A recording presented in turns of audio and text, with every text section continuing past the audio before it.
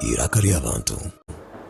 Sky TV irakari y'abantu twakutangira mu kashesheteri izoba kuba mu kaga bebro 11 by'ukwezi ko kubanza umwaka wa 2025. Iyo ni program yitu ya kabiri umwaka ogu omusya kandi omwanjuzi and Boaz wa Mongolia. Elizoba ndenda kureba oku emishango ku kwata nari nakakwati niyo butegeshi okwera kutwazibwa na mnonga wakambajunana. Hari ikigambo kikahanga political prisoners ngo abantu mbakwatirwe emishango nakakwati nari bakwatirwe by'ubutegeshi nari bakwatirwa inkereza zabo by'ubutegeshi. Definition ejo terikiriya abokoting mayaba kayitwa abanyamakuru yaba because a charge aha papuro rwa emishango y'umuntu taro ikintu n'umushango mu political and omaramuzi takajya mu mushango political okuyaho kwambajunana no kujya mu mushango political and emishango politically motivated echo kiri omunsi yona no kwa Trump bambuze kinagera mu political wicandi mbenu kumara umwanya murengwa maybe katutandikire ombirwa NRM abantu abizire mbagira utikiza na government omwe beshanje bari aside tanungiye cyaje mbenu bundi bakwato yaba Dr. Besije yaba ni ya Kampala kwago yaba nabandi bantu banupu yaba ncyagoranye wenyine yaba no MPRG kufase girinya abantu bona batuye mbakwata bw'emishango bo bajya mu mishango batera uhabu yo butegeshi so tubuza abantu abakuba kwata bw'emishango yejo batwarza bata tugire government inike bane ngendera nari ninkora ibiragiro ubundi itwe abakwe no buringaniza ndo batari patient enough ubundi twantwenda beri izoba tiyabaho ugiye government yo mukono kuno ubundi kwetenyesa kweza mu beri wabo tabikoze ibyo kabikirize n'ibinitego so twenda kwitegereza enkwata emishango y'ebyo butegeshi and twenda kwemphasizinga y'ebyo butegeshi aboko bataro clear definition yejo so mu studio Elizoba nyene mwami Amon Rubarema na robo mu kigo micha the forum for democratic change FDC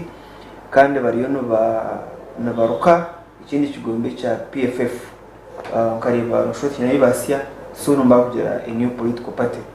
and bakabagizira ngo bagera political party ya PFF then FDC nini ruga ico nico kutangaje tukwenda kibeho twena twire turebe how that will come to form. You know I'm to na Joni na rugumu National State nari wabo no gusongora mu kasese rozori nakwe turi ahero tegereza abantu babiri omwami answer mu ndikora urwo FDC hamwe na Nixon Kabuye akari RDC amwe n'abantu bahenda mutse abatureba n'abaturikiriza murire kurunje amazina yasigomwa Amon Rubarema nzaro ya Karamurana Ngoma Kabura Town Council Rwampara East Rwampara District ya dono na show ya kabiri konko kiriyo mu January kitabaritse abantu umwaka ubundi last time n'ababire bataro show konka babire barona n'ababire bataro mutabaritse umwaka kandi I have a good quotation in the cartoon ya Monita some 2 days ago kugira ngo amhirwa regime ya NRM Ugandans who will have survived should be given a certificate of survival because of surviving in NRM noboko sama noburiya mangaranga babare mno omukuru n'abaje n'abantu bahenda musyo ndaramukinywe kandi sasa nabo abagizire bishikirize bitari umuntu abumwe ka family ya Moses Bana Kashara kurga kwikoti yesterday when sindekereza mutabani agwira mu accident Ezra kabeho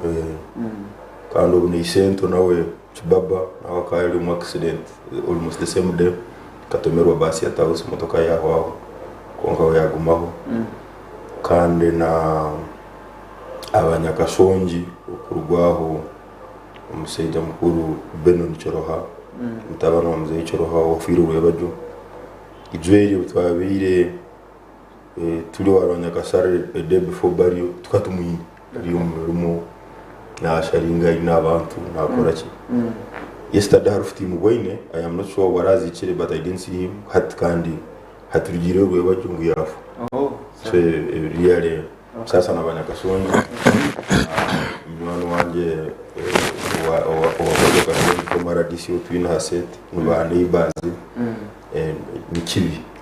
it is a very bad abo umbanda abaferi start of the year abana baferiwe kansara babarema abashije bakirura bonare bwina soso aferiwe nyina ati pa family mbashangwa kwitandura ryo muri kinoni so tubasasira nabi nebirungi ni tukatabarusi yankomami Charles Kabaragara no bujinyu bwo kushorera umutabana asaferi zoba ndabatengere birungi na maharabanyu dona mukora nitwa Haskai TV amani katandekeho na MP Ofiri Segirinya amyaka 36 agira umumagaragesi oine ene fond memories akari wa FDC nibyo kumanya hebiri personal nibyo mwakozero hamwe not personal but Twinembombo itwabashomire butobere candidates kutwara candidate class twana obatumanya no batkumanya no banturugankai kongatwe na tuli candidates so basebona abanyabo abarero n'abahurukiza na bunyino mu studio tine muntu ngunazarware opposition kureke twiya kikarete jo situation ya opposition nembagana y'ibintu byi national cake kwe kubara mu oburinganiza abantu bereka obutari mativu narisho butari butebenkana ombe kugenda mu maisho so Segirinya katandikira omukwegura TV bata umushoro gwa TV jiko bata umushoro gwa TV nguri TV bachasure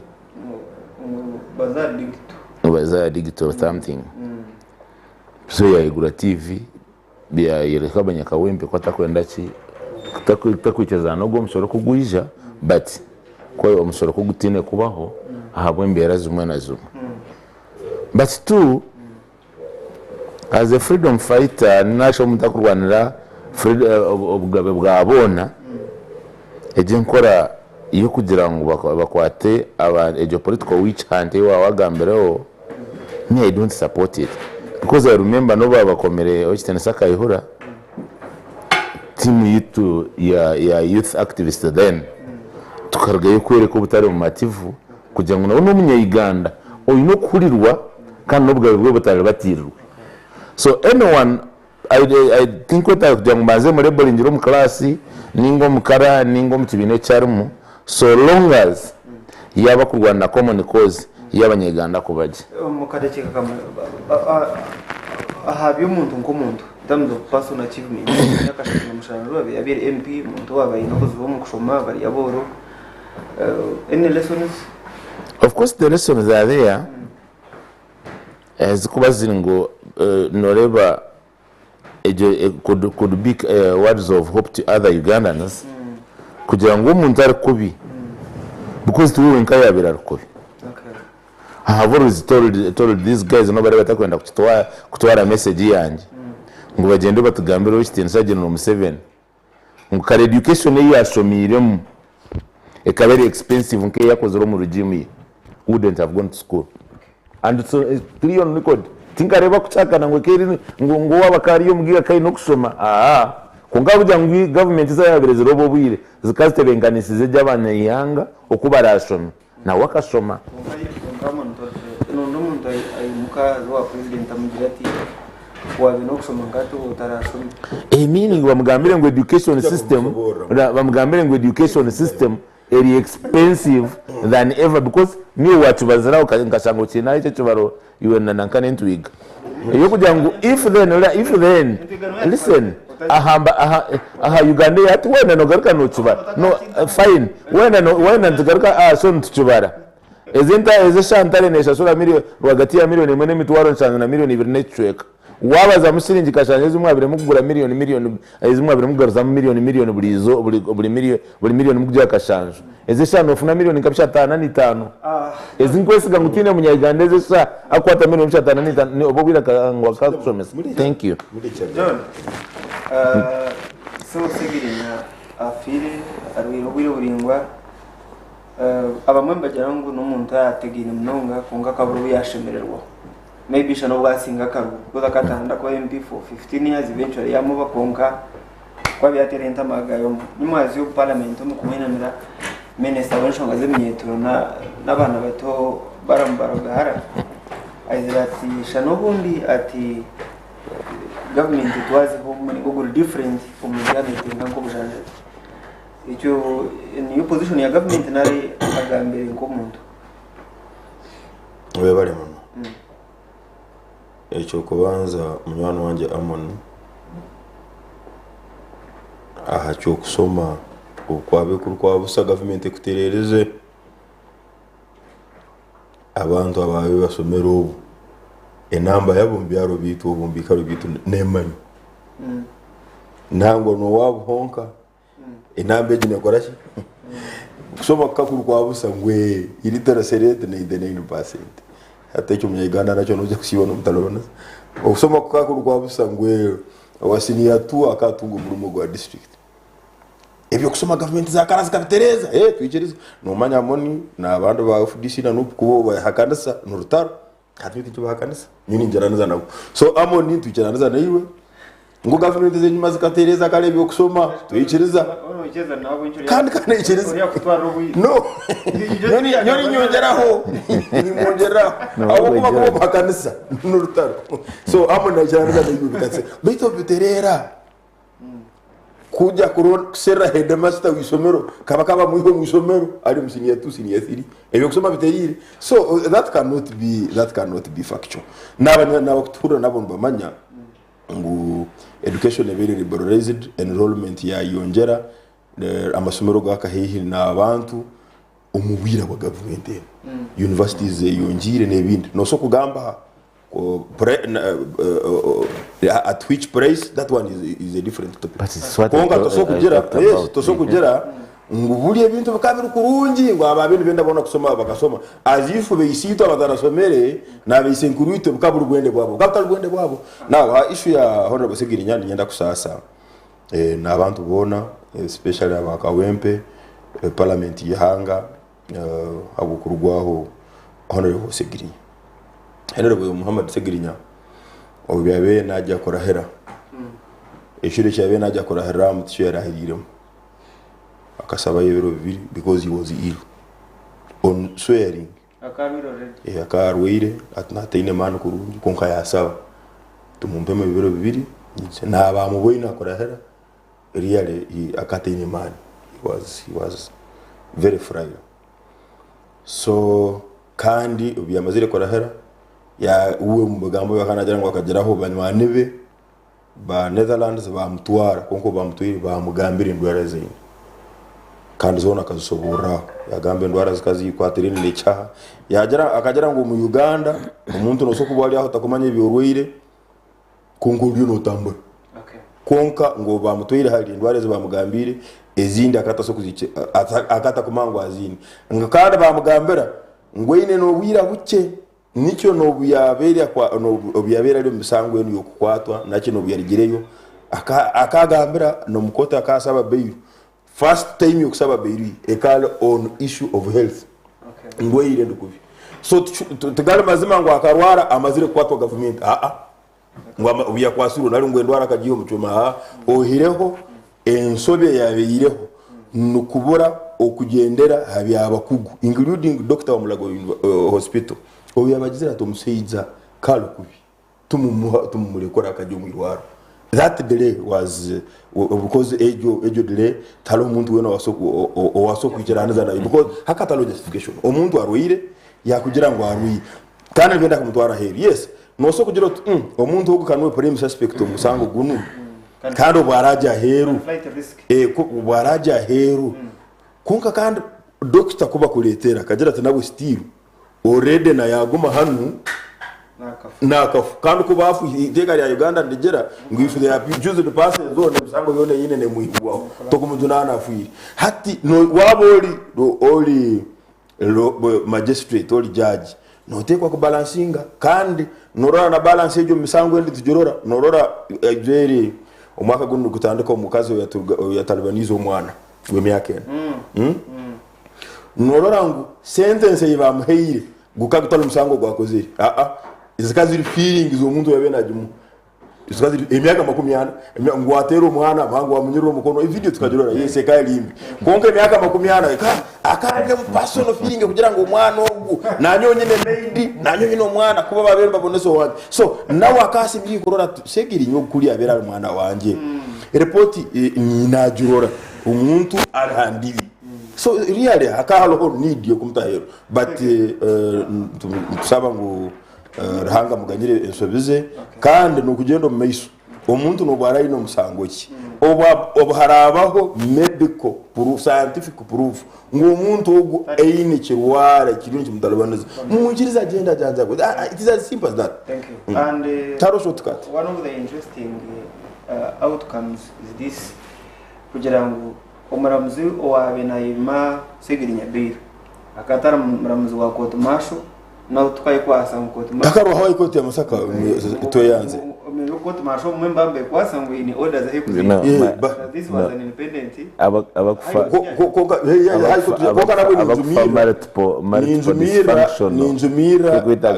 ninjumira plastic activists abatandikire nkora yo kugira ngo obharabaho judgment itakwikirana sana nayo ngo mutandike korabisa no kusereteninga jaja buri yo muwe na hamurumogwe oturagira ngo tumuserete ningi maybe abantu bareke mirumo because buri yo muwe na heine nsobeza gukora ari hamurumo nanyoreke mahunganga kanga ikitalo kwanga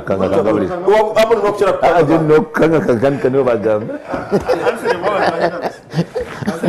ye no mukanga abo bagambire next time bateza late abura nato wadanyo kanga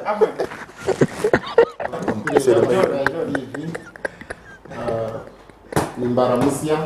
kandi nimbakurikira n'umwaka ukurikiremo nimbatengera no twatandika abanashangana ni mwaha murire kurungi amazina yanjye yarinitwe Answer mu ndukora naho twasha gukusasira bwo kwijare twunka naho nuturwana ngo za movement n'umuzima ibandangara hakahavugwe dakika 40 hatinesha hani streka mwito kubarra sare streka musimburi ibi hatwo kubarra habiro bwa karume waye bwamu batoshanje nitya kusizamana kuka finally nisha katugire ikiganiro cy'urundi next time ujokora icyo kutangaza ucyo akazira abanyamugore bajya ucyo akazira okaho mbiri nyona aragaciruhura ushiri nyene riko kasisa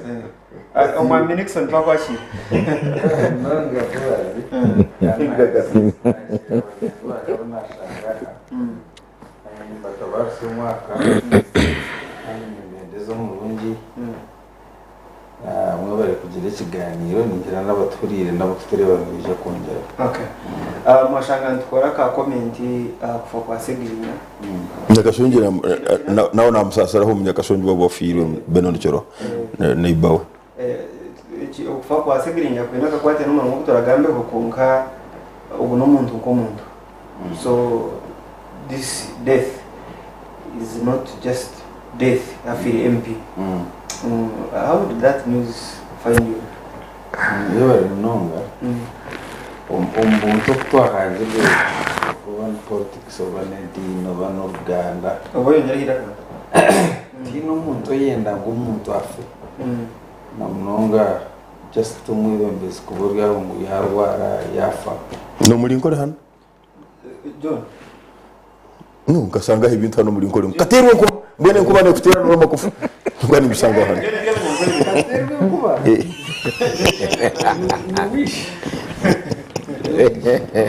abona baje mutengera kamutera nubwo kubana katerwe kuba John maza ngo akutinde kwita mwezo bwarinde kwaje atakwita so no kuduroti mwene ukare rwaki ngana inishenaga nabaye inishenaga nabatashemeriwe ninga nobo muteganise kuko umuntu yaba dakuteganise tinkama ngo nombyoro tukaterwe ko okay so ningira ngo segirinya norebo kugira ngo n'umuntu opposition urufuye ne ebeyinefe stories nyinshi ahise gukomwa ahise gukwatwa tararagurizi bweje umubwire konke ibyo byona tumusabire cyumuro cyo. Okay, answer. Ubwo umuntu abari mu myaka ya yabiri no baparo abena kizago. Okay.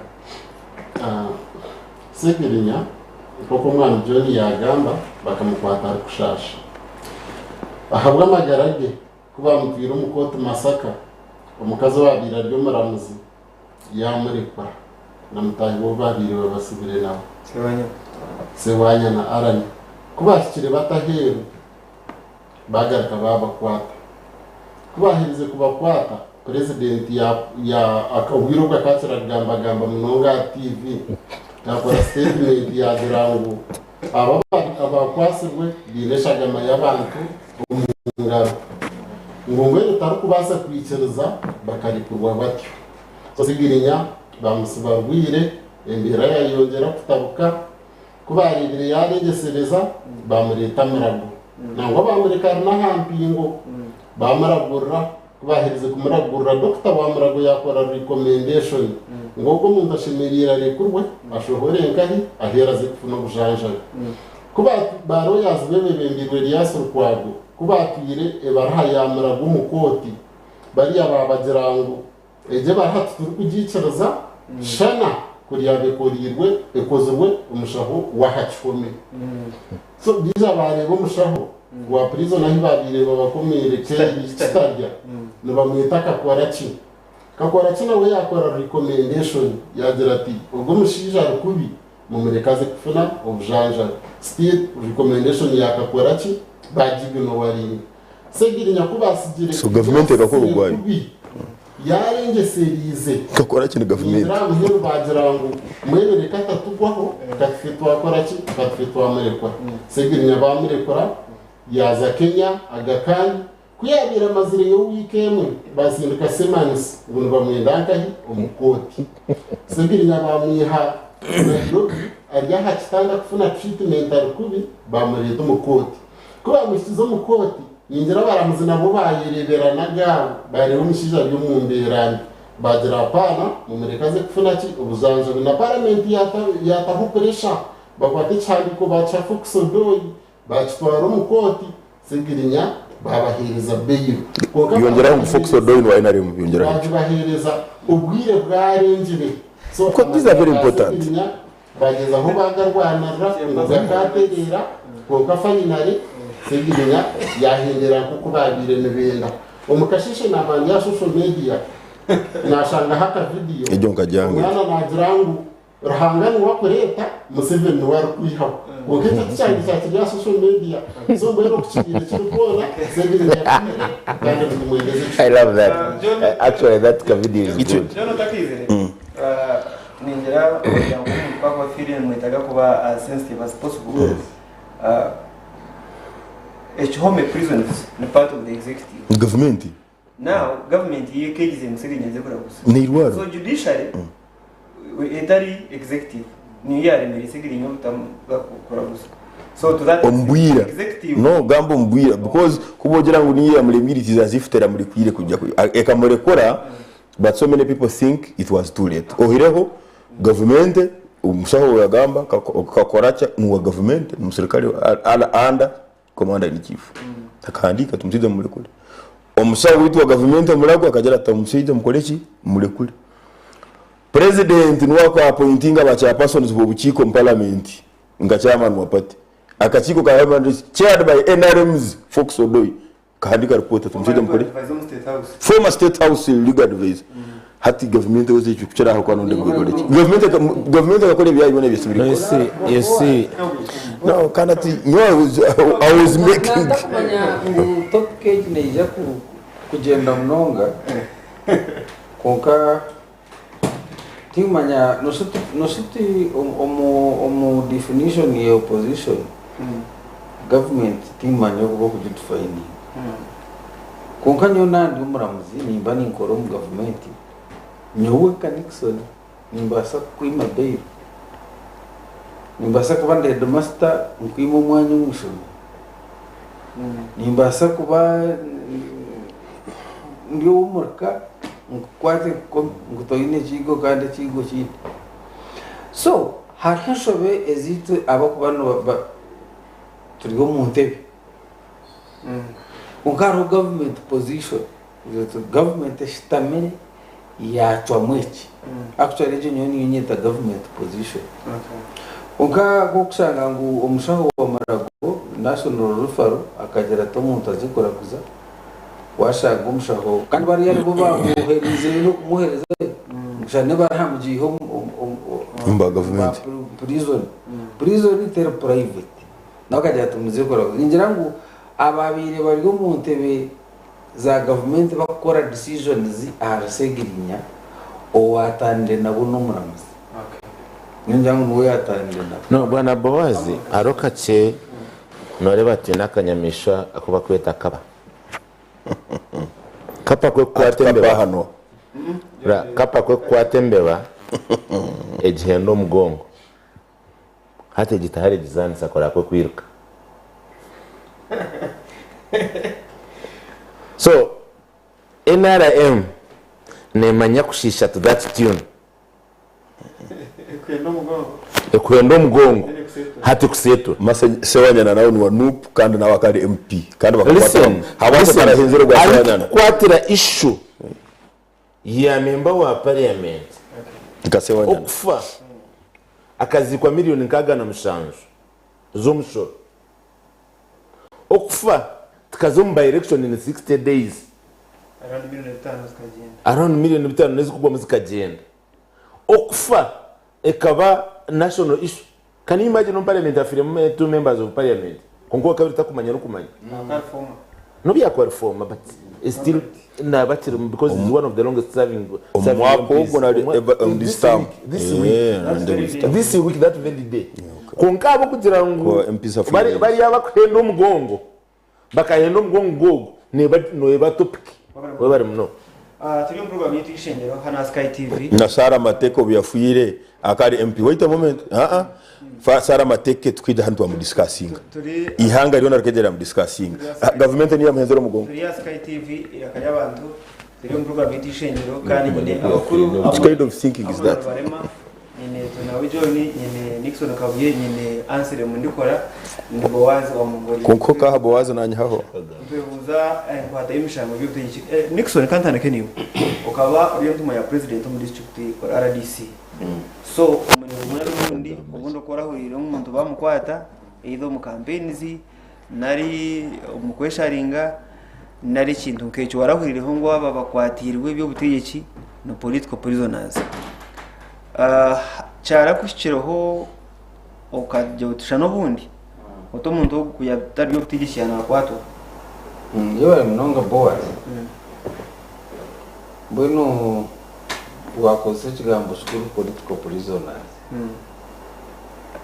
political prisoners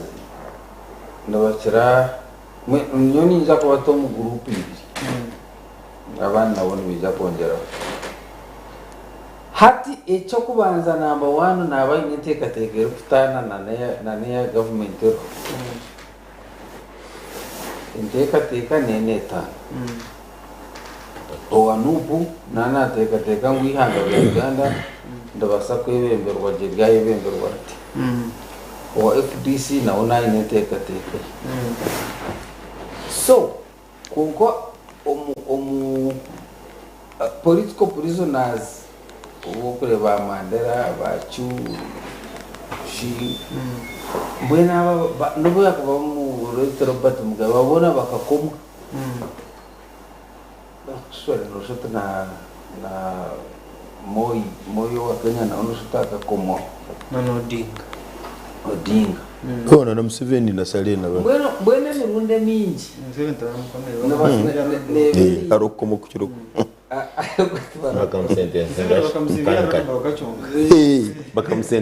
bakamusiba ngo mugenyi was here visitor nyona ni chikwatani political prisoner no wakwase kwakaza hulu muchome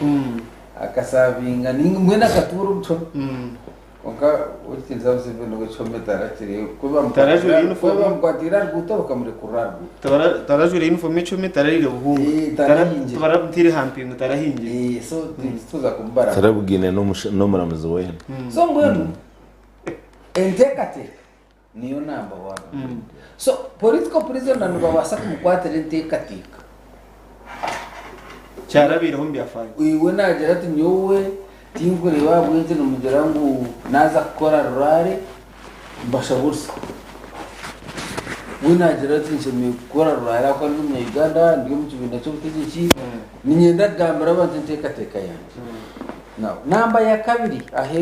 yinkujyana group ya kabiri omuntekateka yejo umugwenda kugishikiriza no kugita umunkora nabasa gukora mu mushango nabasa gukora mu mushango umushango ubwo ngubasa kuba guri mkatunurebo ushitse general jangu bakamushanga inyembunu umushango ubwo ngubasa kuba gwa asort nabasa kurwana naratera umuntu umushango ubwo ngubasa kuba guri ubundi bamukwatana hendite kerindi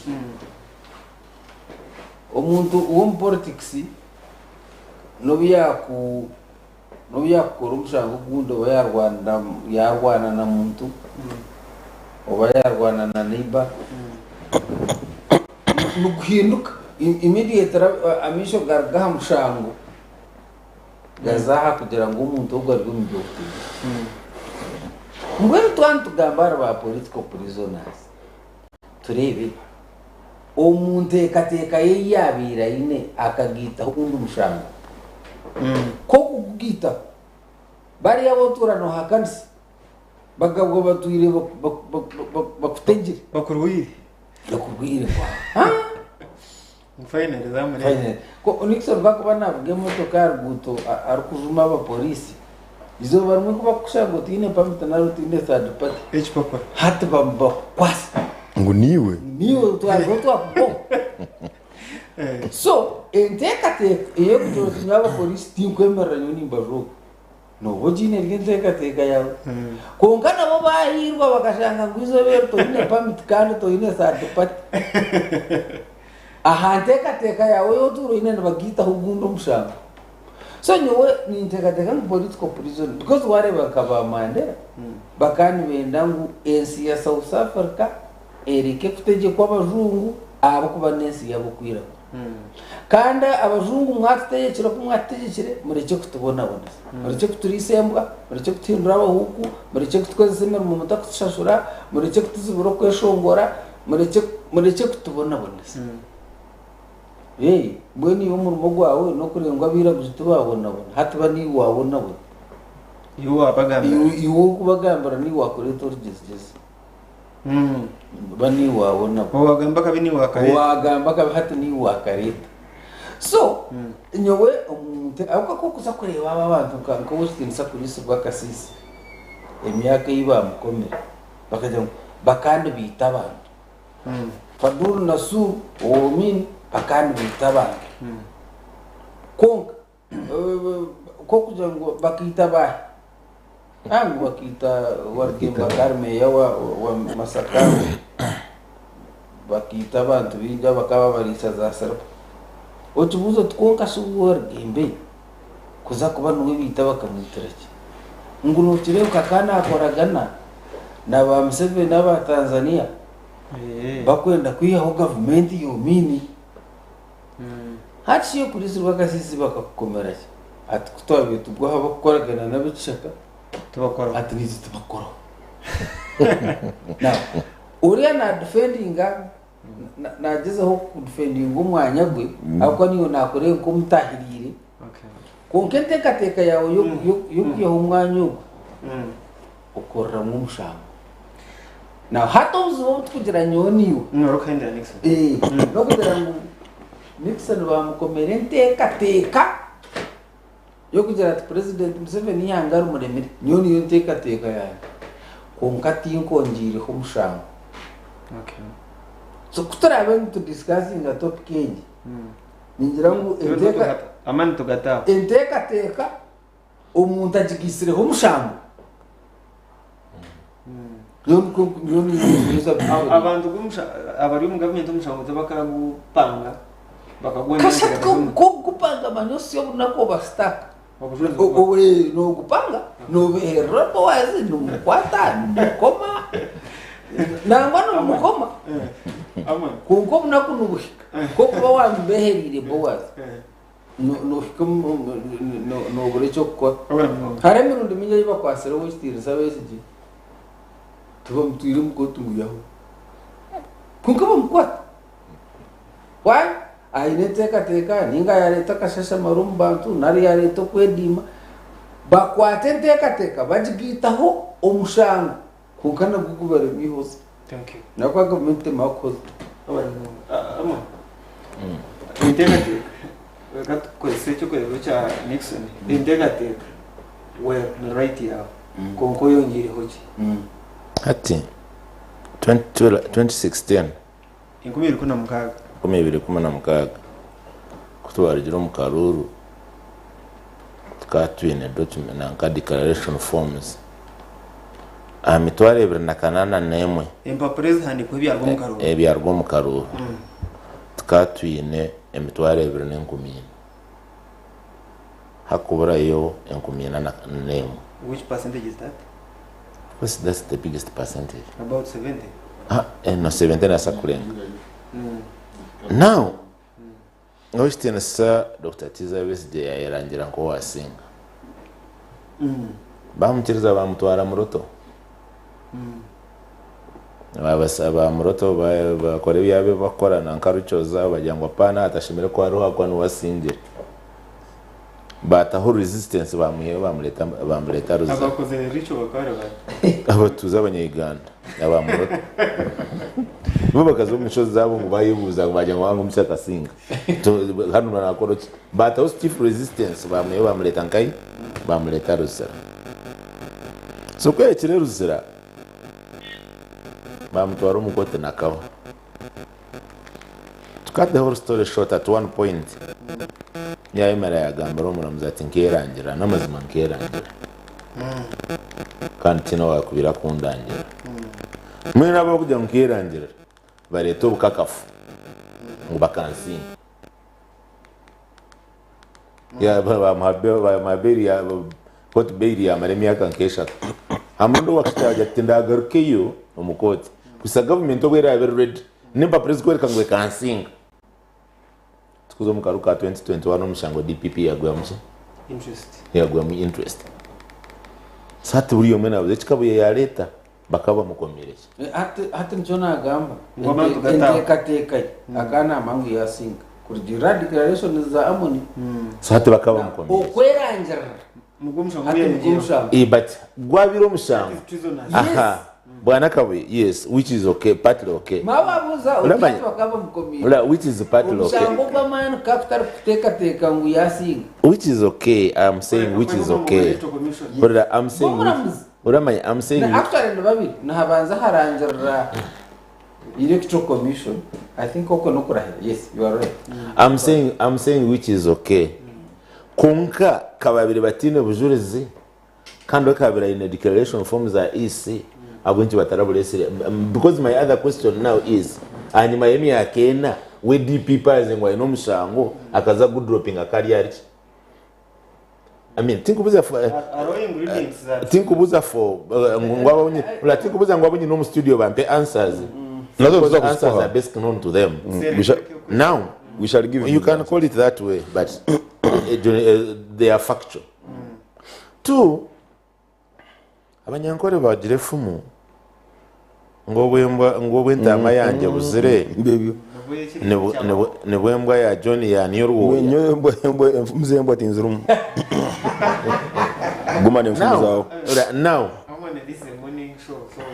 but much as it's a morning no much as it's a morning show emfumu konko tatamu John reka gambe bwa zawo katamu John this is my problem abasongora n'abayitene bari tungemo kwa yongera now ahabwenchi amuni nakawiye as an example nka comrade Z bakubugana bakashemererwa other activities bakiko political time ngato kuzo mukaruru mukawo kurekera nama emijugujugu mufakte binyegana bayikaba burabura munonga amwe nakabuye nabazabe haragata bachoro je kumule dobayo banywa chai now question is who is fooling who at times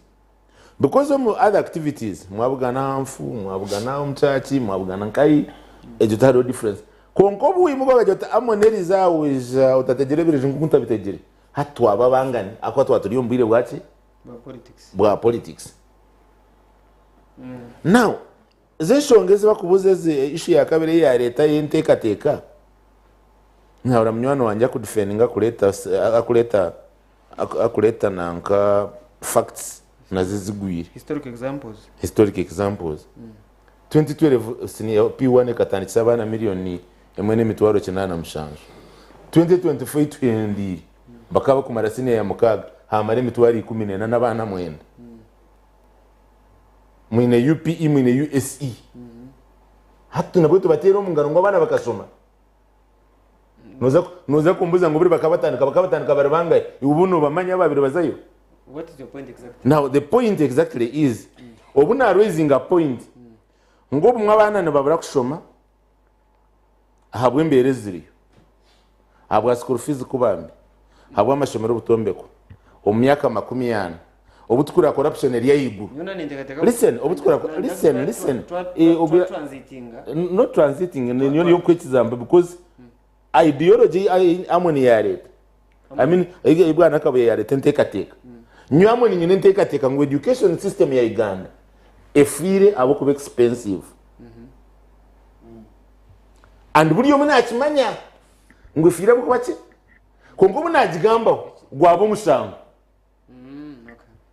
wanjenga obuna gigamba gwabaki umusango obuna tuma kabuye ubundo yastemera na president ngo mungambire ngo education is expensive watarika kumbara kutuna university but universities kuzagira abazira bakuse miliyoni 8 kurwo mu primary kuzomuse university nbangaye so ejentekateka twatakehire mu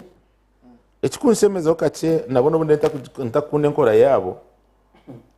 naba Israeli nangwa naba America Times kwebembezi hanga nkara Kenya yenda kuchiletaho Kenya first Kenya kwanza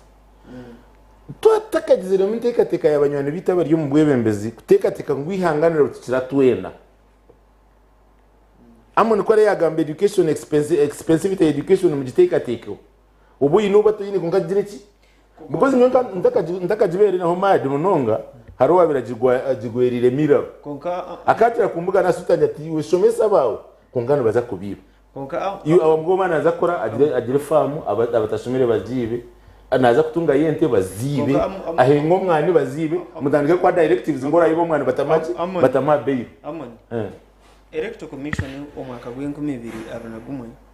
ekatugira ngo Robert Center mucyagoranye candidate onopo akai no bururu kwingora miliyoni 3 that's around 37% or something. Yes. Abanda bari mu chome agwe mushango y'umujyango wa politiko tabakikana ngo n'imitware ibiri iyo nogera ngo abaho kwasirwe tini kintu kiri peculiar about them kuba hine okuba rabatirire eshiragiro abwe nchabo nababa singled out. You see me I'm hard on evil. Ekibine kibi kani ncheha and I even advise my colleagues kucheha turukumwe so ino mushamba kwani yakwasira kasimu ka Boaz mutwaro mukoto mchaji nga kasimu ka Boaz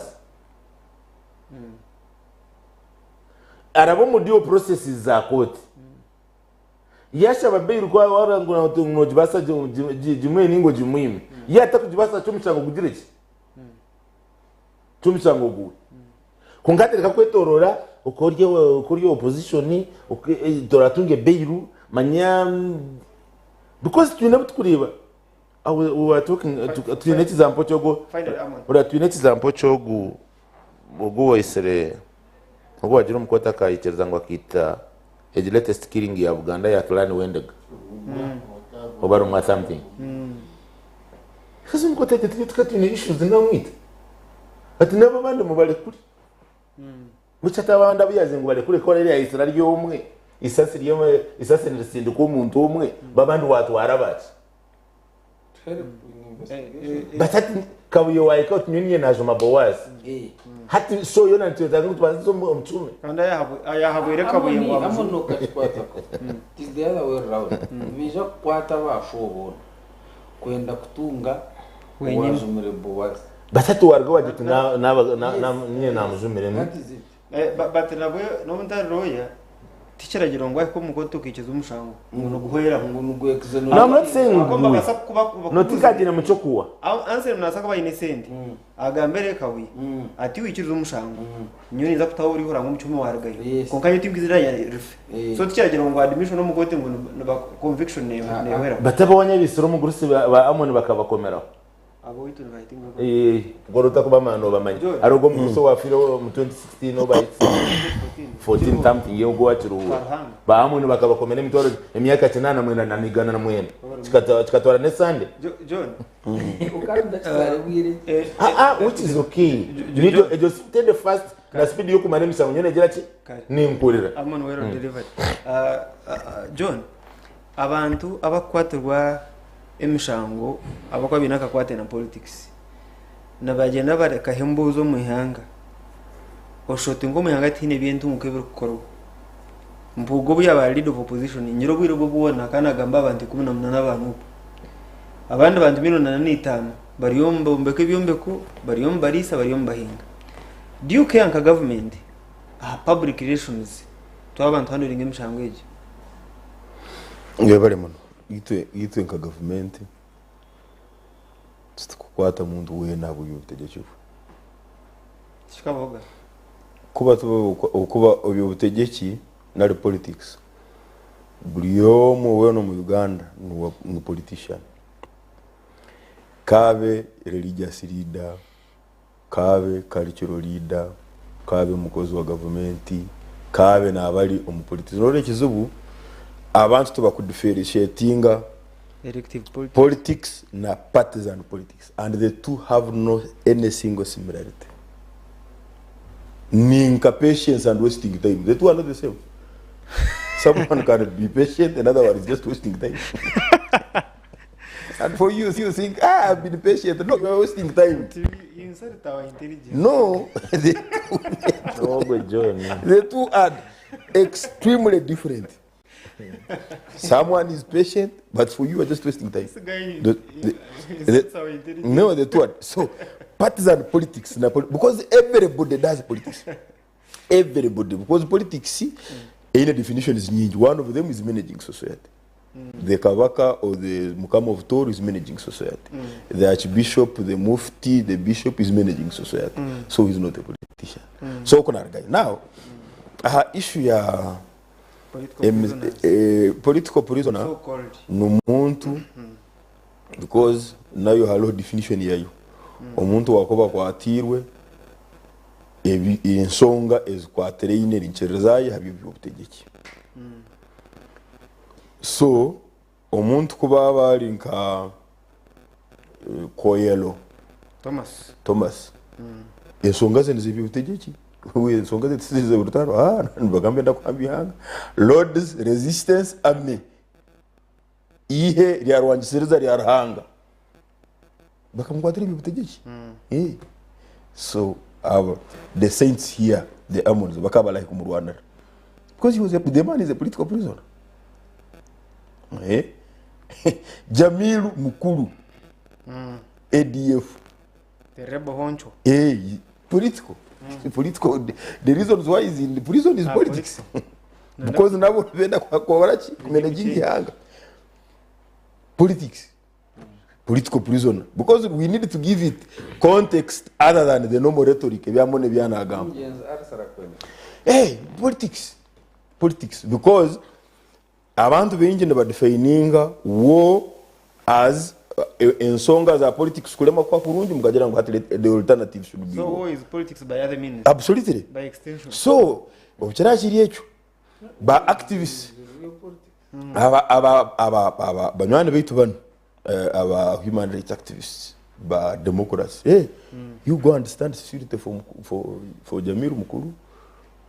go and do the same for Koyelo,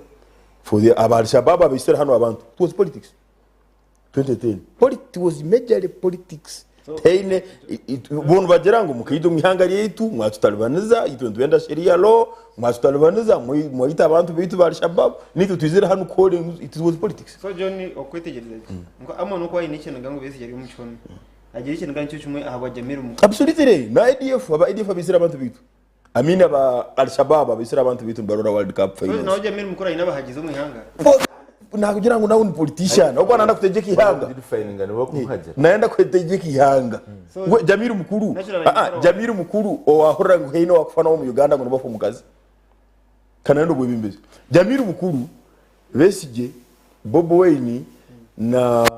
Alwakana na league name because bona nenda kutegeka ihanga Joseph Kone no magama politics Joseph Kone naenda chi iwa hura ngo natonganira itaka ngeri akashongeri asharita na kajundere what is his anger he wants to lead the country just like Besigye just like Mao Sam means of enriching that is the only difference. Onde na harabo mukaruru no I am telling you okay Kone Joseph Kone hata kankwenda chika zanje Joseph Kone naenda chi you answer no kweta kubuza ni utokumbuza hati so I am the so kono buza na buza modele reka Joneze so nyoti kali public nyoti kwenda karuru no John continue so nyo public tumukunganga kanga na public tingubenda abantu babukiro tingubenda karuru now twamara kwetegereza Cristiano Venda humushoro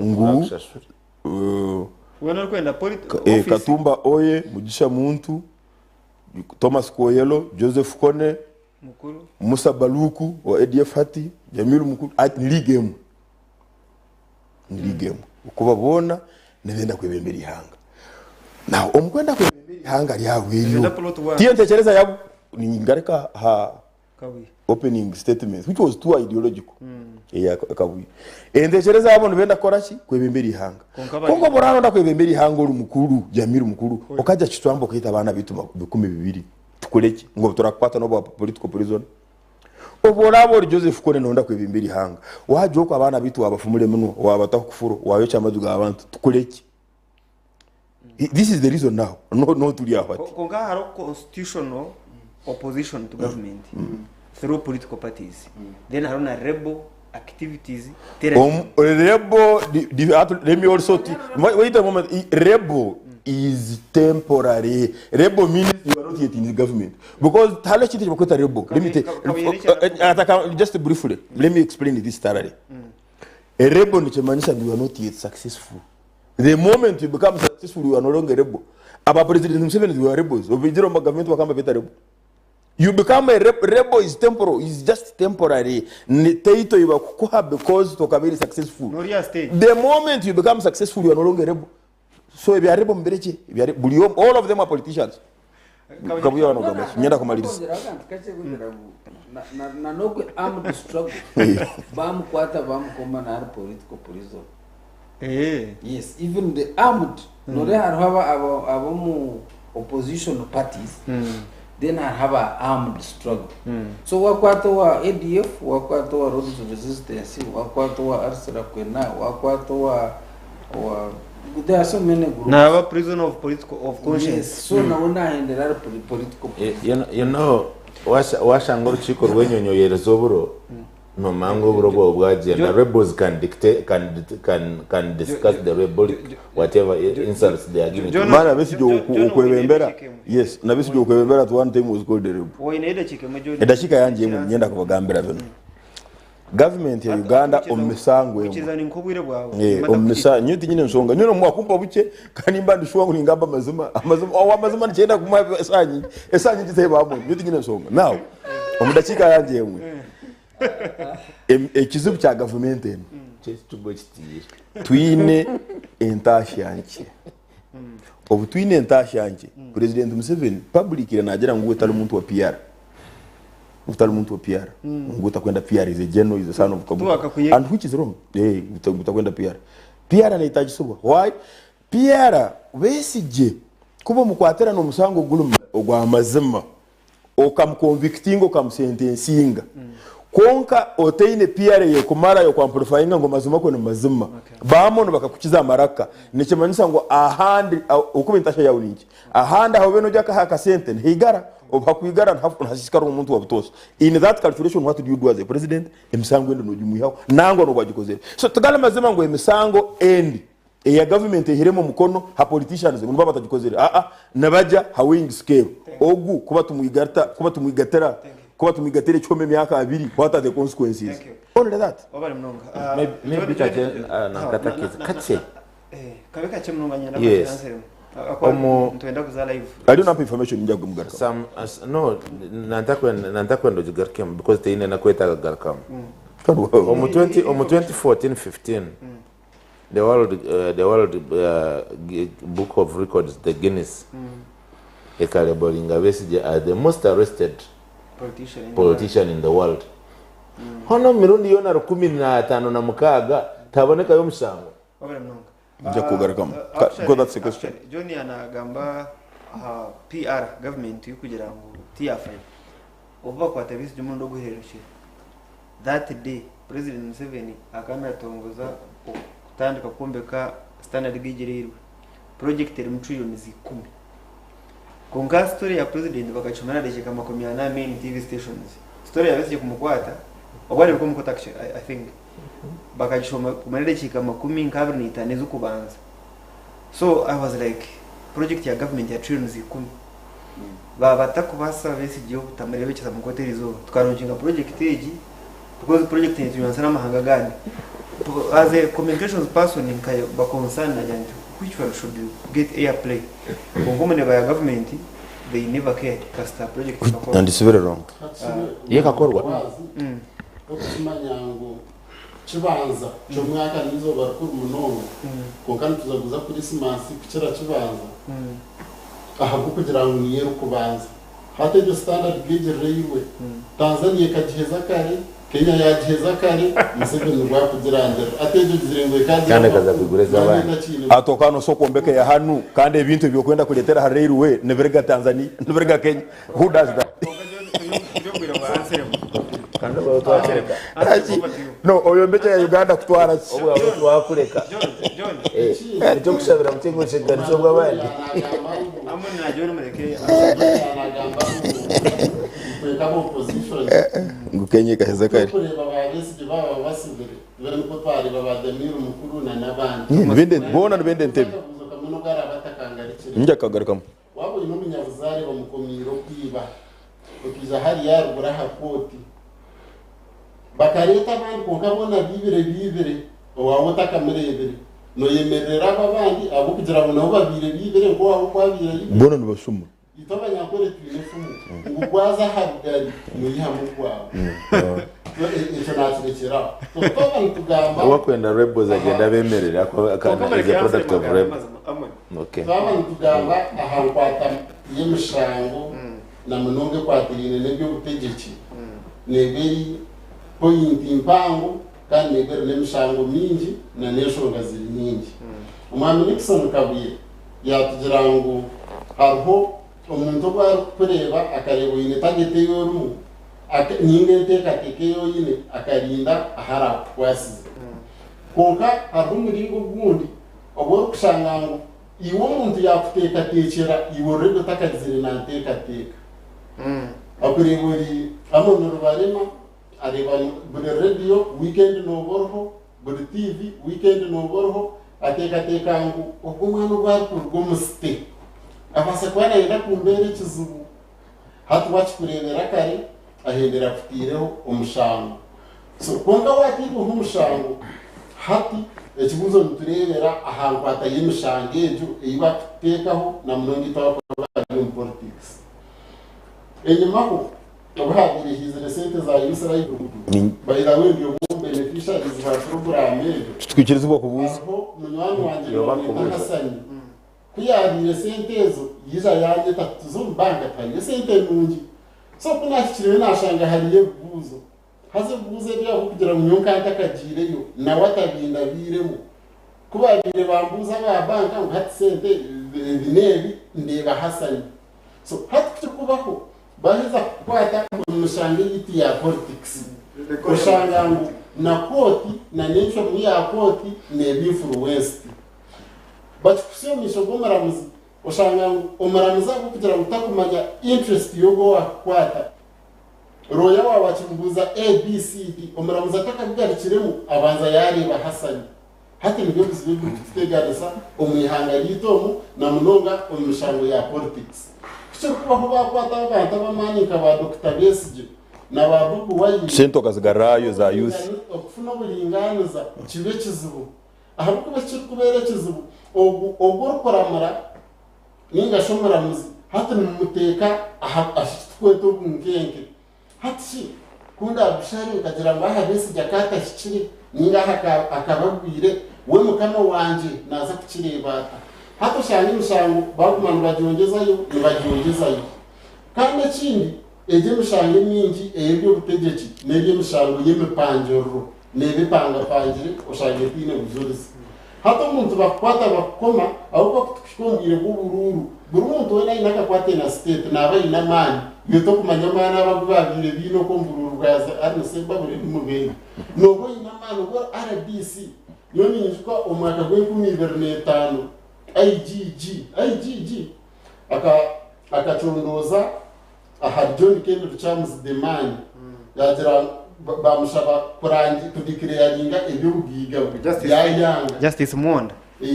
kuyahereze kwanga buriya yamusarura umushango yamusarura n'ikibonerezo yamugira ati umparamentargamo kandi tukwikiriza bagaruka kwesimba umukaruru kona akaruruke kumibera na mukaga yayiganya kwesimba mu ya leta mahari twanyira tujye mu 2010 interest yafire parliament yamuferire yafirirwe n'umushara ubwo mwaka kubona bamugira kandi umuramuzi ngo IGG yagira ine kucwira umushango uko ine kucwira wa koti hakandi bagaru baje mu parliament ngo musiza musoshere senteze bete nambozi na wakatabaza umushango turigiro mu kantu ke kumibera na mukaga atubwa sinjire akarura kakiba kandi tubaragendire ahamutendera electoral commission umutera karura ati ngweno ubashemerire kurugamo niyo wa kabiri mbere nye naba MP hatubareba Kampala opposition bari bino bataha mu bwirobwe opposition inamani tujyo ba MP za nana abo opposition hatukubakire bagira ugumushango katugureka pending mpaka 2010 you can imagine umuntu yaza umumwanya gwawe emyakena nafuna umushahara gwakubire buryo gwawe mweno mwaka gwe 2010 hakubura mwaka gumwe ngo nyabo umushahara wagusiba zo parliament yazo parliament yamara mu mwaka gumwe gonka bagaruka mu karura kandi so enkwata yemushango umbi ya politics abaramuzini baba bari aroka supplement kogwa banansere maroka supplement kogwa wa rubiri na ka supplement kache mukama wanje wa rubiri akatabaza ahakaruruka ya UPC na who should be the legitimate leader wa UPC 2014 bakagushaka 2022 nubo bahende gateka ngo rubiri no yabirashimira kwa president not Jimaken kunkata miye kayawire awire ni myaka ebiri twabuye mushango yebyo butegeki influence na executive ahabuko ko no mushango babaguri aharengo rwa MP ushanga bataka bishazire ahakoti ya district bakubanza babuza DPC so bakubanza babuza RDC okay bataka bishazire ushanga ni babanza babuza mwe state eretire entromye mushango ibyo bintu bujurize judgment itakahirwe n'abezo miti no nteka teka inawe mwagira ngo ntulete nteka teka John yinishobora kurezinga ensonga ibiri nuko bambanye n'abana banje ngabagira ngo cyoro cyuntu tujye mu Misiri nari tujya ku Ogente ngaroro mu rubo yajwara esati ya white ya amonejo ubuyana bucya ngabona mbagambire ngo tujya kora ki ku Ogente tiya yanga tiya ikereza kuba ndora yatisibe kikaru yatamu mpare n'ungege yadwa mu sate automatically nimba ni mango mwana nimba nintekereza nimba nyango mwana no batangambire nike taxi wait kandi izini nimba takuzumanya hato okuba aserum yagera ati hato umuntu atana bakuteka tekaho umusa police act negera ngo kuba police etekereza ngo you are about to commit a crime basimiri kukwata so by implicit no moto abantu beitko nitu tukubata musente tukabatwenyingiro mahanga ga heru Israel nga beino bukugu bogorora ngo Anselm is about to commit a crime bakoleki kanda ne yabahamana now echakabiri kandi leka Anselm yakusomesa ngukuba no sabe kitu cyona no rabo moderator hizi yo fero FDC tukoya kugera na ofisi yo kutaino songa na hani yatugambira sente zeminyeto ngo akazi yibanda tiyazigarayo ecyo twenda kukigamba ko robo kukigamba turazigarireyo ibanda recovery rate ya youth livelihood program 24% ibanda at least 24% halo recovery jire zona now at 24% halo no recovery jire fule so okutaka recovery sente now akamheru talo kintu cyona ekikutanga omuntu wena owali omu politics kukwatu hamsango ndiona ekizibu tuli tugamba opposition neyitu abayinaremo obakwasire mawanda abantu bakariga bagira ngo mukwatire bikutegeki obakwasire sisi namuju abantu bakariga ngo nibutegeki RDC ababingiru nka hano tukatwine mwana witu kadamjunguzi kana jira tati nyom kubingwa kwanja tubibutegeki ati politics so omuntu wena wali mu politics kuba hagere ibindi byo atakora kurungi bakamuvugiza excuse ni politics tuzukumanisa ngo utakora ndi musango bobora gikora bakuvugiza Nixon so ko hakubari ikiganiro nk'iki babanyegana bakutosha no bo bakubevinga ngata tukuganira Museveni nibatortereza bari jangu ahubwo ya inshonga nabo bine bukabisha harumye igano ine interest ya mano mukumanya ati kamportereza abantu abakagera ikinasho harho kurembo halaba kwenda kuchoka na black box hearing they do some don't listen they but rembo the takunda kumanya ubakomere bagumkomere ubakomere grupo na area kokati no yo we NRM na FDC na no jumari bibiri emboze ndizo tarikwenda kujumanya konkeche nari nyenda kugambira haba bagenzi banje na nabaturiye nabo kutureba omunsi erukoze sentwaza yebina byo gutetiki ekibindi twachirwe mu government no cyeta ruling party nyosere ningambara abantu ngo ibyo bibina bikarga he zabungereza okoko ngo babanze za parties zebina byo gutetiki kaya ndentebe nubamanya rujungu rwingi kuticira bakatora n'ikigambo ruringi bakandi bakugeta reading nari guiding nari organizing bakatora na ruling kandi mu definition ya ruling tari mu kigambo cyone cyine mbabazi so mugende mucumanye ngo ruling party will do things of ruling nani mwe baturana mu Rwanda kuzo mu butegeki muturana mu Rwanda ngo yururu power to rule yes numwenda power to you don't want power to lead you don't power to organize you don't want power to consult you don't numwenda ruling you don't want power to forgive you want power to rule not power to mutokore bero muntu nakira kwerangira that is enjara your man ngahe mwachinza tebeji mbore utananye mbikora yes umuntu orukuremwa kugumisarza kumurangira kandi ine declaration forms akerangira hato we kana kusomesa difference ya patience and wasting time so wewe baba Achete. Kungani wako wani. Kumba ni ngani reje mbozi emshango bese bamukome nkani ngora mitiana. Ija grupu ya bozo banu. Ba polisi ya bajarango tubiner sar clearance ya polisi. Ba kwa timsimeno bakshare kukondo y'amashanyarazi. Bya kwa se by'imiti. So nawe uzanti mutwire n'umujarango imyaka y'Museveni yasi yakozere busha. Taine cyakozere. Mwen kan naka kachaka kozere imwe bakwenda kukore bhangu nako mwakashisha. Mwabi abine abakwenda kukore bhangu ndikuchiraka hata akakachena ko mwakashisha. So oyina idea nunda kutegeka kunkatu wagita humsha. Ruling pate ninga government kada bantu bari mu government. Oyiro kujema bakabene bagendera ruling pate. Nco kurebera UPC ya kabiri. Abantu bakizera bindaho umwaka barumwe ndakenana n'eshatu kora by election tuziga mu by election tukatakimanya twarganisha mu rwija kure by election tukajya mu kebizana afajira korvin ijo istiriza krise bakasisi aine benze munana za cross country bakaba ronzere omusheja bakana mu tabuza kana yambuga no parliament yamuzera ati ndagarika kubugana buzawo yatoroka yazakenya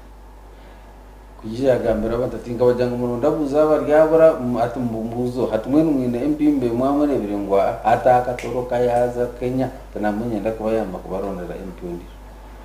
yahita mushija kana arigorana mwita Chris Evans Rwakasisi akar managing director wa UCB na wari Rwakasisi bakushana season yes kunkata kashira hariye bya by election nanye ndakujya kwishiraho akagira ati it must have one bariga that aro deputy wa ayoni wa must wabini garzara but deputy aro apan ahum shumasa au ile ba rol kur garwini garzi ngwe yase so by must come non bakara babi bajenda ba kuya erzi ya kwarta Evans oh MP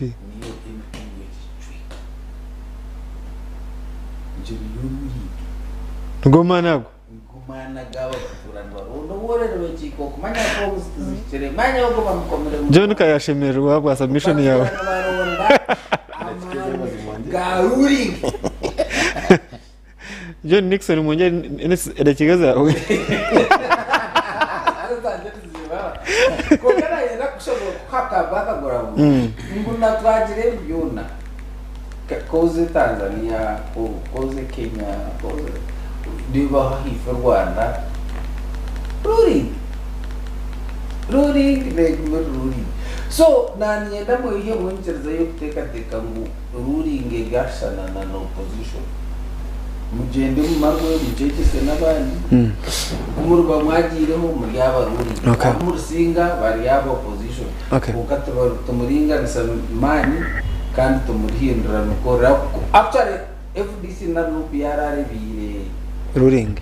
biskubona mbamurwa mu karuro kurga kampara abantu bakito muhanda just bakuteka ngo basi yuto tuzeta right tuzeta ki ko yiturura kabaye kozere yes konke echo nichikuoreka ki okuntu obubaziri general baziri titokero tohamba government yobote tu omushije mu wa UPC wa DP akatira bikire bendera y'umuntu ya green akajibiko buru bwache nani kuba kwihambira kigambo baziriyo rara baziri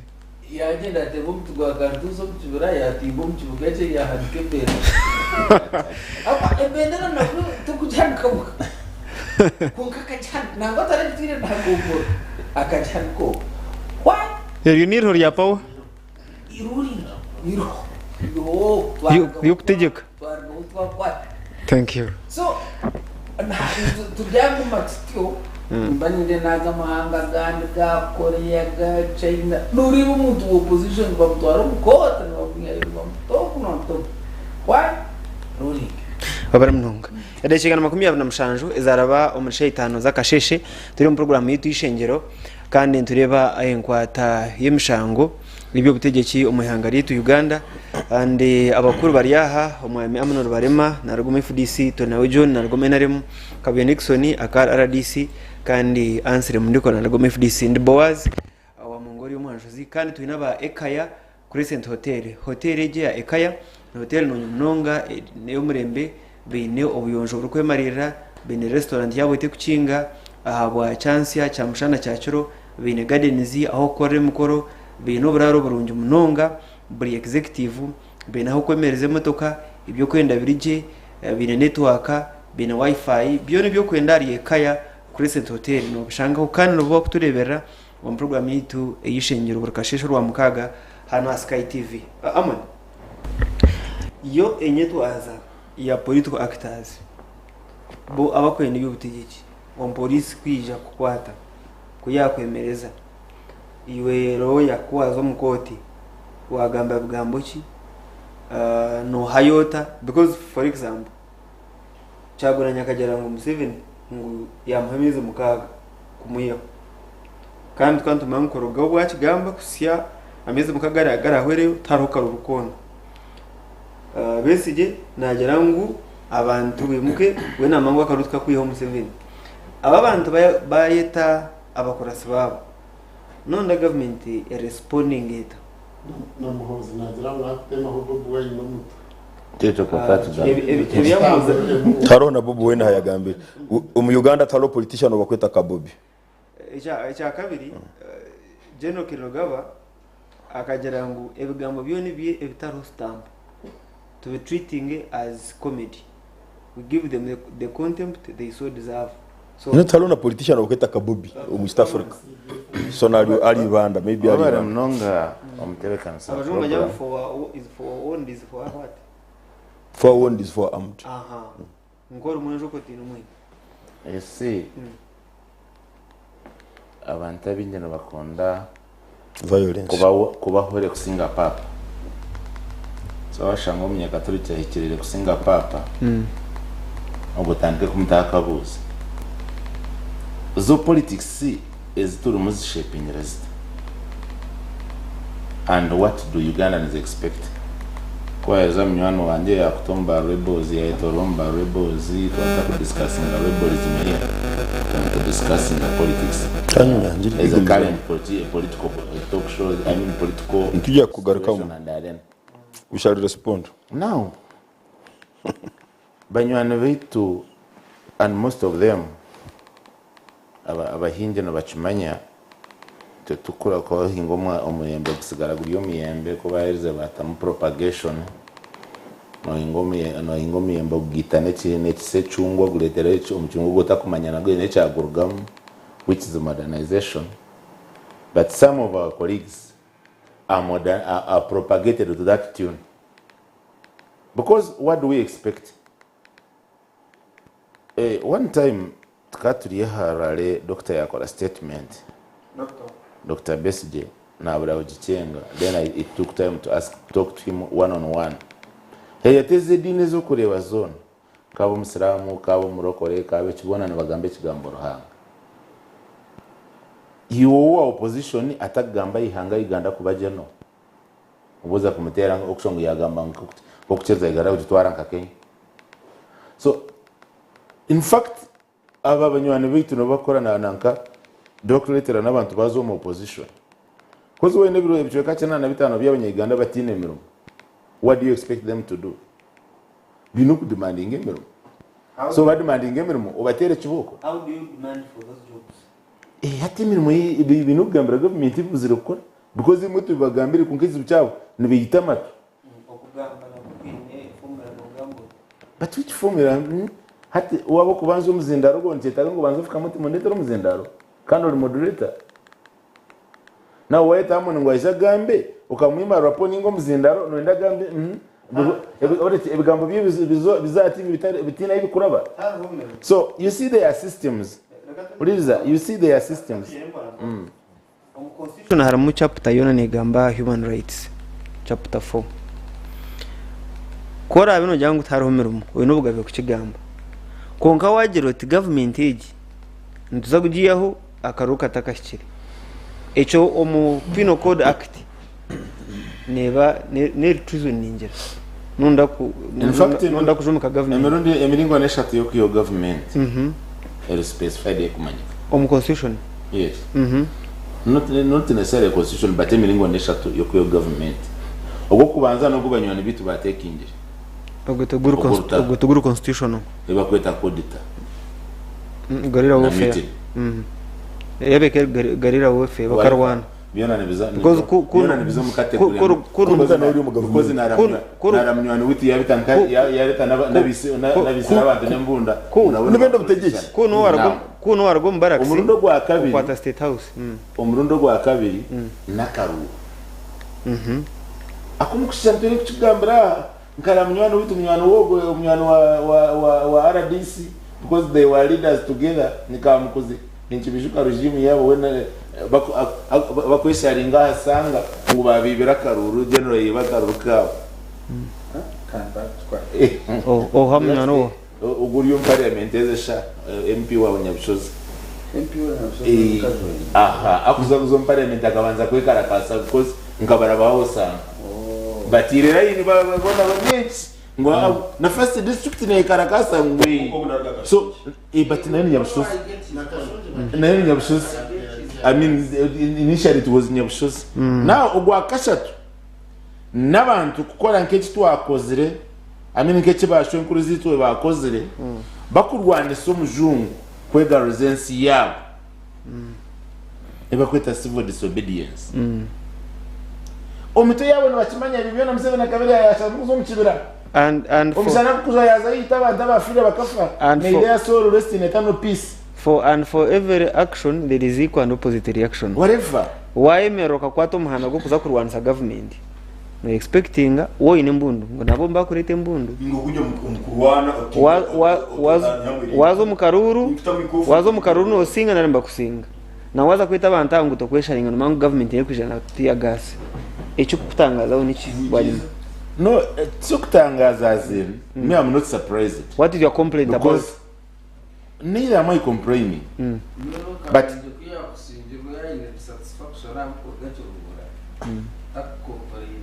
ema yatu washanga bwana kajwenje bwana kabuye hati bataba no na baraba batandika kurwana no misho gawe muri ya cyaciro twai ko mucyayi nyencha kare nabo babugana babandi akaruru cyuruhura tukakuteza bwa president. Listen, bowazo abana baweze sha muri ya sapa ninga lunch. Norani betere binanka nibetere bisindi. Uramanya norani betere. Norani betere bisindi. Noteka teka ko baravuga nabamwe nibakora ki. Abo twatarwana mukashesha y'icyo Rwanda. That means there is a problem. What are kumwe? Now, one constitution is very clear. Actually framers of our constitution bakabiteka teka umunonga. Bateka mu atko yakashatu. Atko yakashatu negira ngo babebembera kubi umuntu wena yahendagura constitution whatever means mumwiyo. Thank you. Parameters zidapimwa. Thank you. John. Ni nyendo objectivity yawe. So abantu bayebembera kubi. Atko yakashatu ni bahamani ngo babembera kubi muyo. Constitution yagumza muri shobora okuturate hondijo because abunyo ntambera vague. John nabakize. Konkato na constitution no murongo yeta supreme ron. Biteke kwa mbitere. Mbona buru atko. Ya constitution. Mateka umutwarizi ekabiri ine act. You could detailing how that article shall be operationalized. Kona nyenda kushobora ngo. So mwono mupu wachita mufu constitution ershap. So tutachitwara face value. Yes, ersharo hata kabi haro motion. Yo kwata that particular article. To interpret it fully. Yakiza draft biro yo kuja ngito mwaje ngabantu biho government kamutaraba dei ho mahana. Baronde signature million. We bari hati reka nyumba yambe hati we amona ya constitution Kandi mari yalo matiri ntugimusomera. Atiko siri yaho. nawe dusomera Kandi gaturi constitution tugenda nayo. Atiko ya 12 almost kucyalo 18. Negamba official president na barukora nabo. 10-13 na 10-14 gamba ministers cabinet na ministers of state. 12, 13, 14, 15 negamba hakutaho official president emilumo yarukora nukwarurga tike president alarga hata and omuliyege miringo ezo zo mu contradiction na ezo kandi zo nizergayo echogu yagamba zigaraka zijja omu presidential elections act omulyezo halumu president alihwahwata number 1 obwarerize ninjera ayenzeri Nkaricho Nixon. Yes. Number 2, obwareba impeached kandati. Yo bwaga information. Koka reka jona gumize. Mure chireka ga. Babi ni chinga chindi no mtanga na baruka. One, that's the diversion. No, that's the diversion. You talk. The Article 3 ni habanya Uganda actually commands them. Nguko article number 1 them they are the Hello article ekuchirende buhamu. So why did they? Why were they arranged in this that is So John Barecheri amona za kongerera chikemo tutangareze omugame plan yanyu Museveni hangeri yari yebembere kubi nitasasiyum constitution yabahereza man ngo muyo numa mwenda tukora se hoki president ndije tumuti hotu kali hato ikiriza yarga mwaisha renga yarga successful yarga using the same constitution muto wani tuje kololo torahiri nakwenda chikitana Tio gavere cheka John no president na hera John wabuzo muntu nomerekaga okay so John enda chiki 10 John nakwenda chiki 10 John Amon, this is an important question. Answer that question without any interruption. We are saying ihangari yebembirwe ko the constitution have been actually gang raped. So to your constitution eyatirwe membi turi nto ehat time yo kora constitution that will be for all. No haraba president wiro. Ati mitendere yo kubona ko ebemberi ihangari erikiria na yo mu constitution ye vice president. Mtendere kia order of precedence is known. Vice president ejo ajimai. So so ajamara to amara kora ejo clear constitution so it is for all. Konkapoa wawambuza aho tabaturire n'abakutureba biza kwihamu Chiro mwe nato hata umuntu waga they have been patient but now they have turned it to wasting time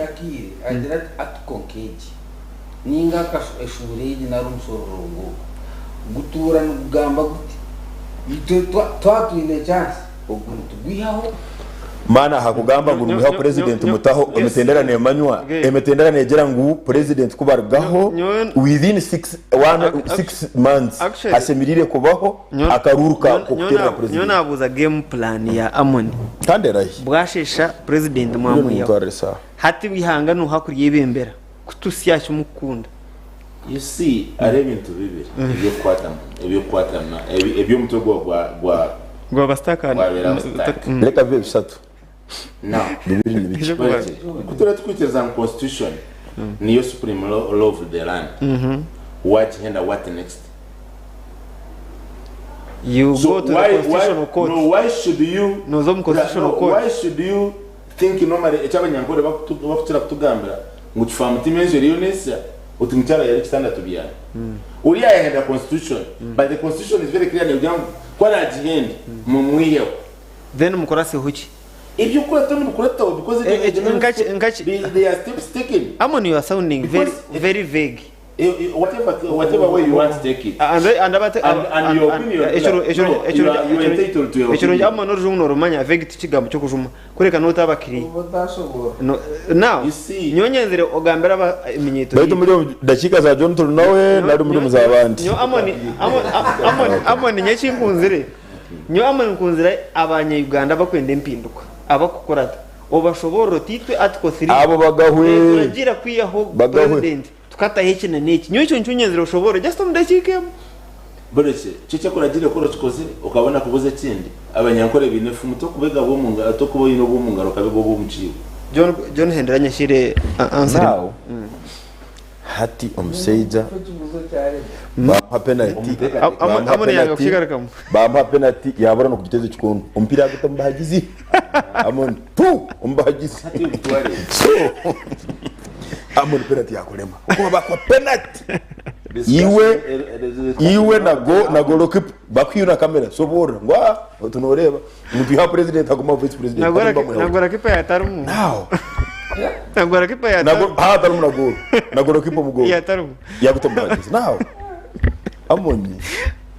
nyenda murije omu idealism yanyu nokujyo ko mu conference halls zanyu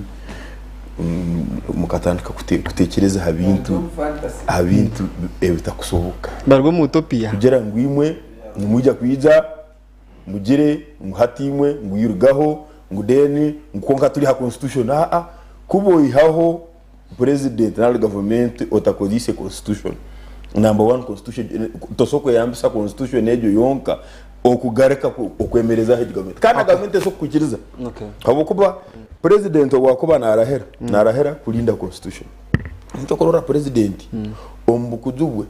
no bwakuba naenda kugira ikintu cyo ne cyahindura mu constitution ekyo so kutekereza ngo ubundi nicyo mufavoringa politically naraba the constitutionally agreed methods which is parliament president taine kintu cyona when yesterday parliament kulisi bari umunsi babena respondinga issues za bond na bail kulisi bari umunsi kandi owali minister wa ICT agizira ati imwe abakukora hamisangwe ebya president agambire kandi opinion ye obertakabeiri teka enkora yokabeiru nemanywa it remains the opinion of the president. It is not an executive order no level iturumo mu Uganda president ko abana yenda nguri biteka enkora najimanye ko abantu bagira ngo atko siri buri kiro nimba cyane nginga hano kugigarukamo hano I was even with Kiza Besige here. He was not also clear on chapter 3 on atko siri is talking about we are gaho so what nguhanga ya vice president kan mu president naguma thank you can that happen aba amoni abakugamba atko siri barinka abicereza n'umunya abicereza mbagera ngo ruhanga kwa kwiyaho icyo kubutira imisho yetaho ari hawo shobe nakwera fizi hati usugarana ruhanga no to kumureba atoma fizi zakorwa exactly ako ujya split bakutera so sobe nagenda shashuro bank exactly narayishomeye ubwo bajya ngo hatu obuyarga ruhanga yetaho so okwiceza ngo kureko kando soma na ryari abantu barigiremo efuzo siriye kuri moksho umwambo wazi atko yakasha kuyabo bari kugambaho akana ka kabiri nakagira ngo omuntu wena oba wenka we narakwatanyise nabatahibe kwazira ekiyahenda omu constitution ninga ekiyabinga omu constitution ninga constitution kugihaho wakashara mukutegeka nkukwari kwenda abantu bino bugabe okurwanira constitution ejo oba yahembwa umuntu oba yahembwa government katugire ngo yahembwa government bahiza kurwana bakiyaho government ejo yahezere constitution bakegaruza obushoborozi bonka abantu constitution bagihenda bata nubwo barishitama bakasharamu ekibine kukora ihanga ryabo government constitution bagihenda bata don't go away with it no ariko kusoma hivi tukabisoma kara we have discussed bagihenda bata yes kuba birendo bakora constitution chenda ni etano omuCA ari bakweta kuri yambo ninga shibaka ground bakagira ngo kugira ebitorabiremu regime zimbi zone zitorabiremu mureke tushitame tandike biragiro kugira ngo nyencha kare ebitwarabiremu bitarujya kubaho bateka heberagiro ebagizirengo ekineki ebindi byona mwenda nimbasa kubihindura ekineki kiri entrenched yes that is entrenchment ninga shimwe omuryedo bagirengo Now you have come. ikabege imyaka y'ubwako No.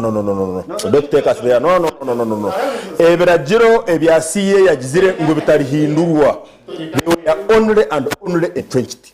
Term limits were not entrenched. Age limit was not entrenched. Ebiragiro bya CA yagwine ngo these ones cannot be discussed. Bakabentrenchinga bagira ngo bisokuhindurwa only through a referendum. Ebiragiro byolyo no gamba. They are not entrenched at all. Oborano gamba, let us speak with facts, not your opinions. Because that's why you street talk. Orahamba constitution or Rwanda kurebangu ya constitution yahindurwa araba nagenda mateka sechi kwenda kubuza John Nyembuzi obagire nibenda kuyo age limit hakaba huko Rwanda kuhindura constitution njya kugaruka na no think constitution ni omuntu yagihenda twe abantu bino buryo kugirwanira muri nguki very good okurwanira constitution echo kubanza te kuki describing echo kumanyisangu imwe nk'abantu mwayenda mugirangu ito hatinka western Uganda whatever means tubaza kugirangu ito hatinka western Uganda twenda kusindika mateka Kampala twenda kusindika bitoke Kampala hata ya Kampala new constitution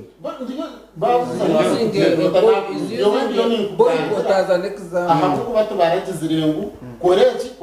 bo bakagirangu oyezunuse ngo no bugabi bwawe kugirwanira so obutirwanira kwasiribare obutirwanira kwasirembundu kandi kiragiro mu kigaruka kigirangu koreheza kugirwanira emishango yorobokozire omukurwanira constitution government endekarigaho hakija government nungi ejimchango yonera kwiho ibintu bigamba constitution but nanka just 30 seconds only. Yes, 30 seconds. Aha wabihera Anselm nho kugira ebintu byo kutekereza ngo bakano bakwatabiye butegeki ngo siye ekabidiscussinga amini yabitwa yagira ngo ebyo bitarihindurwa article 102 105 neyihirweho about the term limits very clear 2/3 majority of parliament actually every entrenched no many some of the articles in the constitution that are entrenched. One of them is the article that creates office of the speaker and deputy speaker. The article that creates the office of the CDF and the UPDF, the article that creates the office of the president, the article that creates all the entrenched. Nichemanyisa ngo president rale parliament teso kugira ngo today ntwenda ku office of the CDF. It cannot do that unless it is a referendum. Nixon turukhendera. Borumonta ino kwa kureba eshongeji. Konka arahamateka. Mu ruling party government konkara amateka cyo nkita kibaga koratara ombyo ne mukwenda gukora why can't you exercise your power according to the law na kigambira bobo wale nti constitution manya constitution hagayi eyo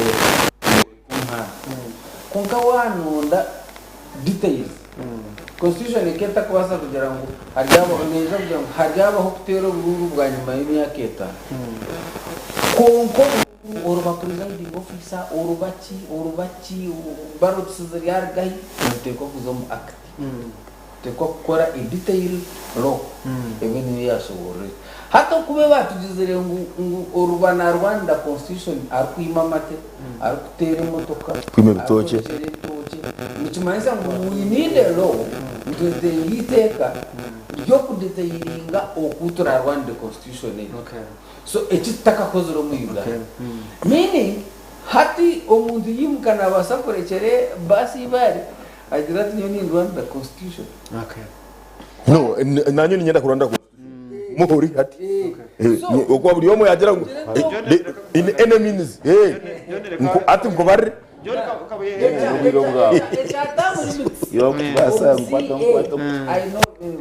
bakana bagira ngo tutakireka cyo open. Which kind of reasoning is that? Kuba amahanga tutura tutine constitution eri specifying term limit. Kandi bashanga ngo amahanga minja gabire garstable gakabagine term limit. Bayanka tuzite. Kunga bagarka bata norewa abasiye no bakaba twagata politics. barekaho ndisa barekaho n'akamori ubufonofono ntuyagirira to bwijwe rutari ryo kwigurwa umuntu bwamuterire muki so izite banka izite what so banka kabata kuko mwaka bamurya kugira muti niba kokorero mu first second Corinthians kikabe cyo muherezo kandi satashwera koka bukweli ndo kushambana shwero mukazungu kazo rikichachi ho first part ya sentence alivyo kanchachi ho second part ya sentence so kuchile no that is the truth okay kabuye kakwezi akakushemba ebirebi umurukiruhura no manyo munonga ngo ine kandi to promoting amazina ga Ruth Rujoki. Yes. Why? What happened? Because young people come so that we make a choice. Okay. Abantu nibesimba. Acho menare mutikiri. No. Yena ari mukotata yiwe bayo mayo. Tubireba. Na mbonyo tika kada mlongo mja. But anyway, no FDC I assume ni a candidate. Okay. Amona kora choice. Koka ebindi byona tuyakwebine nshonga kuka kumko mwino mwebembezi omutashe cyabura na kimwe ukashanga takubasana kugamba rungwa inabageni rungu rusimbo kugamba doktuina cyamshana ekabengu takubiyenyo kugamba abantu parlamento tamasonoro ga ide schools you see ukashanga na checho rotaro and food is in print ukazagamba abantu oti akabanza yagera ngo the vice versa of homosexuality matters up to now in a debate achieve come again the vice versa of homosexuality matters katona in a debate yo kugira ngweno mugambo ubu akana amanzi so kanda kalisanga president alo ozungu bunarumanya kandi parliament no kugamba ashomire jejeje mbwenu icyo tikwija no but disclaimer na Jovan Sasomere kongo rujungu nicyo kizo because akaltanu clerk no ne bachelor's no ne diploma akashoma konkate official language koze sigum parliament ahitwa muheri takuje bata komishiza karaka kugira ngo umwana yaine emyaka 10 kamuhiti domara chamizi na leta muri TV yes but there is a solution no I think ano mwadireta ga debate for me I think the solution is there the solution is kubogera MP atakugamba on parliament kandi nakora abukuba stalo kugira kutakora aguraunda nakora so echo kora parliament ne ikirizo mu rules of procedure kugira umuntu akaguma na mugambira on parliament whether a man or woman akaguma na asasura parliament no musero omuntu agume na gambo rujungu ogwabe ukora yana sisankana kwa parliament bakubakoresa tubasosubike nkaba hibomushoro kubaga icyo cyaro kwenda hendera atwaza ukani njaba mwito bakuchima hendera masere munabunga kusikinga guidance ngwe cyo kutubasa nobo inamageze answer mhendera I love that hendera Ndenga teka ya kabisa tiyashigamo ombukufu munonga rede kigano zireba nyumja kumpemo yonka nemara unga harbone kuberiye mishango tukabura kujigamba okay hatu turukuba twesimbere noreba ebina byo gutegeki byona bane enare mo bane fugiso bane nukunebirije byona ni byihanga nkihanga naho bwo kinyo nanye simbere ko FDC ubari wa movement religion nufune bindi bina twena umukwesimba kwit constitution nene twicera ko turukuza omuferdi abutukuba twesimbere nabo bahenda amateka okay usanga uriya nayemereza abantu nkabitanu atandika kubazana ramutu matora no FDC manyawe takwigura Rwiji manyawe Museveni tagenda manyawe so usanga hari bishange korwayo igitajimanye so mwebare munonga ba insibure otwanyi abantu batureba mwebare munonga Nixon bazimwe no bwa MPP kumanya nyoka I know what kwajera I know na tabero hati abantu batureba no bwa fe butago bwena naenda nabandi mwena aha mwena kai nsibe kurungi ama nitendere program ndashikemwe na doctor Yeah, we bari munonga moderator n'abatesa batahi bande but ekiresire emihondano n'enkwata mumbi y'emishango y'ebyobutegetsi no banywano bitu, and I have always said it. Banywano bitu bari mu ruling government because one no bwana kabuye akabo cancer na n'abachakwita cancer inabanda bakwita RDC. You may die an RDC no bakotachira RDC. But banywano bitu bagira omukibira bakita abantu bakabeta rebels and good leaders. Okay. So kabelezo na kurungi no mwaka mulungi We are very good people. tusitame tukimanya ngu constitution yitu has been gang raped and we need to fight for it. Thank you. John yedashika niwe nimwe Oborano mangu oli mutseke. Halo ibintu bitasimiri kujyamo. Oina manu make obucece ni if you know you are weak. Oine comorbidities abantu mbakorora ozisubire kikaru konko mutima gwawo no manya ndware zoine. Halo bitasimiri kujyamo. Bajya kukwata bajya kuvigiza bakurunde cyome abana bawo bakujya kusoma nojya kufuerayo endware zijya kwimukirayo kubo mucyome omugaso gwacu tugurugwe kugira ngo bakobusinge na comfort ahacha bakaruru kanyo akawuma n'empikoko cyuruhura nejya kutunga ikizibu cye kujya kutunga MPO umukwenda ngo abeyo tumwina murumuye habo ko bantu mujya kutungwa kugamba urujungu atakora nimujya kutungwa omukama nkaguruso waliyo nejo the chosen one atakuka abantu baburi cyo atakubaka nimujya kutunga mukamu ineshera akali DEO urujungu akana rumanye mwamwihe mwata yogwa akali tawunkala akawasanga na akozere buri kimwe abantu nabaheka amakanisa muri ekanisa cyacho Uganda muri ile senteze zona mwazigaro rubajo hati imwe na mumwehinduliro muhini mumwehinduliro muhini nkendi ya miti tumuchimwenda no problem no go hato muri no mutembeta najya kusinga kandi tumukama kwanu horo muzoki nyena mu kanoni omyanga na mu wa URA najya kusinga 2031 abakabuye bano ntujya kuba tubeyine bali ombaserone teke mutereze politics obara mnonga turi nawe John for the first time umwaka w'ugujonera so objective aje bazacikura objective shurure ine songa niyo first district niyo kuswera Niwe kwenda kwiba. tamno kuswera Kwenda kwiba. no kuswera We know no kuswera answer so we know ya man got it. answer mutera terokabaza Joshi no yatwatara kamera rizoba na Peter wari mu control mwena twabasima batureba mukomboza Robeni umukozi witu wa Radio 5 ubuhangwa yatureba mnonga mpaka program y'ubwiro mukomboza twakwebaza nanyo munsimireze my friend Dr. Manyero mujunu muri bana Cliff na tureba mnonga tugumara from simple kahono muri bana na tureba na mwena batureba akashesha kanza kongera ha nshongezi oba mukagesa bitera kwija zakabeneza kusiba kurungi ukamenya